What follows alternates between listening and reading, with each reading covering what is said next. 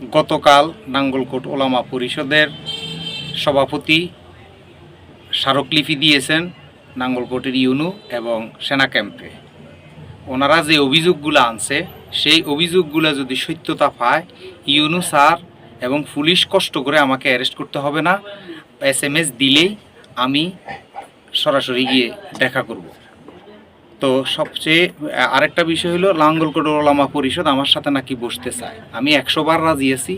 সূরা ইয়াসিনের 21 নম্বর আয়াত আল্লাহ বলছে, ইত্তাবিউ মাল্লা ইয়াসআলুকুম আজরাও ওয়া হুম মুহতাদুন। যেই ব্যক্তি ধর্মের বিনিময় কিছু চায় তোমরা তাকে মানিও না।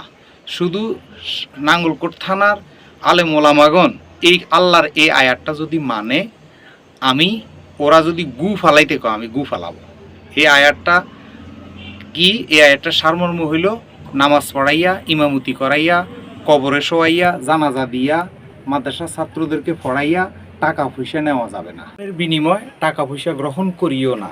তো জানাজা পড়াইয়া, কবরে শোয়াইয়া, কোরআন খতমের নাম দিয়া, বুখারী খতমের নাম দিয়া, ওয়াজের নাম দিয়া বাজারে বাজারে কালেকশন করা, এগুলা আল্লাহর আইনে নিষিদ্ধ।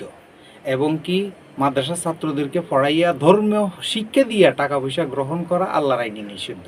শুধু আলেম ওলামারা যদি এই আল্লাহর আইন, এই আয়াতটুকু যদি মানে, আমি ওনারা যদি ওনাদের গু ফালাই দিতে বলে, আমি ওনাদের পায়খানা ফালাই।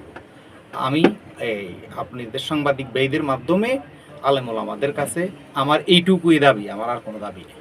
ধন্যবাদ।